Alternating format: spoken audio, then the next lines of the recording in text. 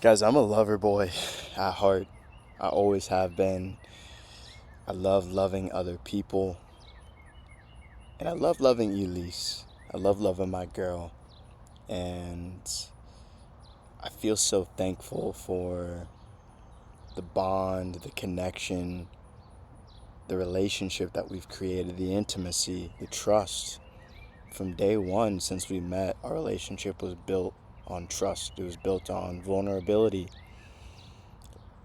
Literally, we were walking around Columbus the first time we got to hang out, opening up to each other about our past relationships and the challenges that we experienced within those moments and the challenges that we were facing at the current points in our life.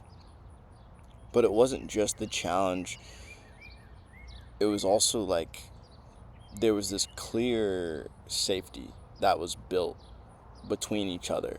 This trust of, okay, although we just met each other, this is a safe space for you to be authentically yourself 100% of the time. And I remember us going to this breakfast spot, First Watch. And I always say, like, all right, love at first sight, love at first watch. It was divine. And it was there where we like started to talk to each other about our dreams, about our vision for our life. And at the time she was in school, I was still working in the crypto space, had just gotten back from traveling internationally for I think about 6 months. um, and it was just so refreshing to be back home and be in the presence of this beautiful woman and to talk about and share with her without any performance, like what I wanted my life to become, what the life is that I'm building. And what was crazy is that there was so much synergy between the two of us. We talked about travel, we talked about exploring the world, we talked about creating impact and meaning in other people's lives, right? And you fast forward today, we've been together for almost 2.5 years, and so much of that dream, that vision that we've talked about is now a reality. Elise and I are, since we've met, have constantly been in different environments. I can't even begin to count like the different amount of Airbnbs and hotels and spaces that we've stayed in. We first met here in Columbus, Ohio. The bond and connection really took off. We went to Hocking Hills, this beautiful nature reserve here, and just continued to open up about our just inner workings, our vision, our transformation, right? And I think what really draws us together is like we just have that mindset of growth. We both know that there is this limitless potential within us to achieve and do whatever we put our mind to. We started our connection here in Columbus. I went to Denver for Eat Denver, this crypto conference. She came out and surprised me, got to see me DJ, got to see me speak on stage, and my confidence levels were at an all-time peak during those moments that she was there with me too. And it's always been that way. Anytime she's there to support me and see me perform, and vice versa. I love being able to do the same for her. But it was from Columbus to Denver to the Azores in Portugal to Madeira, then back to Columbus. I moved back home to be extremely close in proximity to her for like 7 months. And then that's when shit hit the fan with my company. Bonus that I was supposed to get through didn't come through, was super discouraging. On our 1 year anniversary, we were in Gatlinburg, Virginia, or Gatlinburg, Tennessee, sorry. That was a really beautiful moment for us, but I booked a one-way flight to Bali from there. And kind of throughout the relationship too, we've experienced long distance, and I feel like that's why our relationship is able to be so strong, is that we give each other, and it's never really by choice. It's just necessary in those periods of life when we're traveling, we're moving around. Um, she wanted to come back and be close to family. She wasn't ready to come out. I'm typically a little bit quicker to make those decisions, and I always want to honor where she's at. But it's been in these moments of distance, of separation physically, that our relationship actually has the space to breathe and deepen, because we're able to zoom out in those moments and really reflect on, okay, how can I show up more fully for myself and for her in this moment and when we reunite. And we do an excellent job of communicating daily and having those honest, vulnerable conversations. We have really never shied away from having the tough conversations, the ones that aren't fun to have, the ones that are uncomfortable. But I found, and I know she'd agree with me, in every single one of those moments when we're having those difficult conversations, the connection deepens. It might not be in that immediate instance, but over time, whether that's 24 hours, the week later, there's this like, wow, this presence of, okay, I really love this person because both she and I are willing to go to the depth. We're willing to face the challenge. And it's never, okay, Remy, you did this, you need to fix this, I'm mad at you. It's, how do we work through this together as a team? How do we work through this together as a team?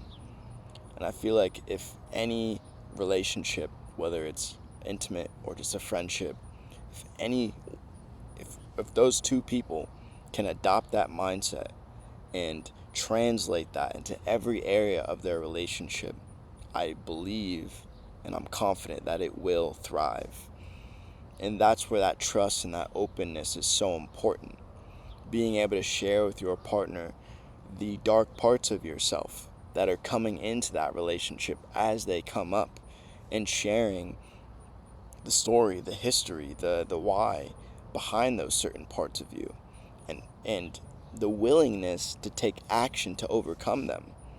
Elise has been my biggest inspiration in our connection to overcome my porn addiction so that I can be more present with her in our relationship, to understand why certain things create irritation or anger in my life. That's something that I've probably developed as a kid. I was, as a lot of black men grew up in a household with physical, verbal, emotional abuse. And that doesn't take away from how amazing my parents were. That's just something that they grew up to believe. That's how you discipline and create stronger children. This isn't the episode for me to dive into that, but I am who I am today because of the amazing parents and family I have. But I think when you're with your partner and you're in a deep and intimate relationship, they mirror back to you the opportunities and areas where you can grow, where you can become a better person, a better partner. And if you're in this for the long haul, if you see your person as that infinite, forever person, there's nothing more inspiring than that, to become better.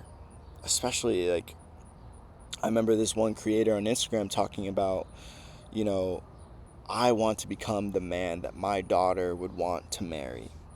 Okay, we're not in a position yet of having kids. We're not in a position yet of getting married, coming soon. But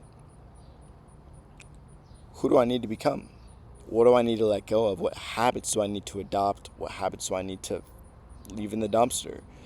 It's such a amazing piece of motivation when you find a woman or you find a man that has a shared vision with you for the future that you want to create. And every single day, you guys are both indirectly and directly motivating each other and holding each other accountable to reaching those goals. The things that we've been able to accomplish. And I really got to give her flowers, man. Like, when we first met, she was still in school, has always been so intelligent, so safe. I call her my earth angel. But she's always had that level of intelligence, that grit, that determination, the resilience. I think resiliency is probably one of her greatest skills, strengths, gifts. No matter the challenge, no matter what she's facing, she will overcome it and come out of it stronger every single time. Every single time. And I really have taken a lot of that especially in our more challenging moments in Asia when we had $20 to our name, and we had didn't know how we were going to create income thousands of miles away from home. We stayed in that together, and we overcame that. We adjusted our lifestyle, and we adjusted our expending, whatever it may be, to be where we are now, to be in a position where we can come back to Columbus for a month, save some money, and prepare to go to Florianopolis, Brazil. But I really got to give my flowers to her, because I would not be the man I am without her. I was in a relationship previously that dimmed my light, and there were so many beautiful things about that, and I sent so much love and light to my ex. I'm proud of her and the life that she's creating. But in that time, it was my first relationship. I didn't know much going in about what I needed to be authentic in a relationship. And unfortunately, I learned the hard way of losing myself and putting all of my energy and my eggs into her basket, rather than filling up my cup first, so then that overpour can go into that person. And luckily, I'm in this connection, this divine, beautiful relationship that I'm so lucky to be in. And not just lucky, I worked for this. I did the inner work to attract her. I do the inner work to continue growing the relationship and allowing it to thrive, to continue being adventurous and intimate and special.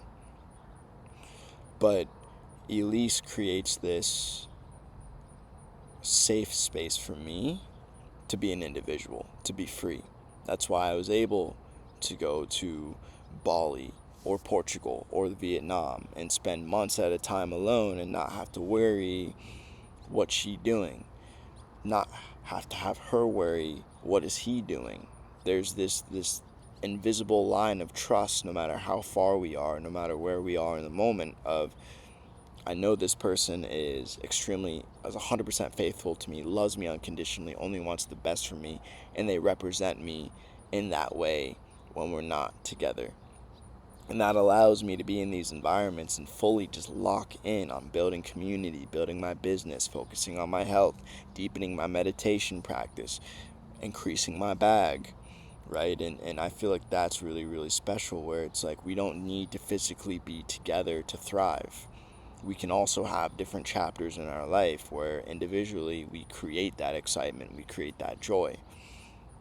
And now that we're back together, though, and like I said, it's been less than a week now that I've been back in Columbus, I've been back in the USA.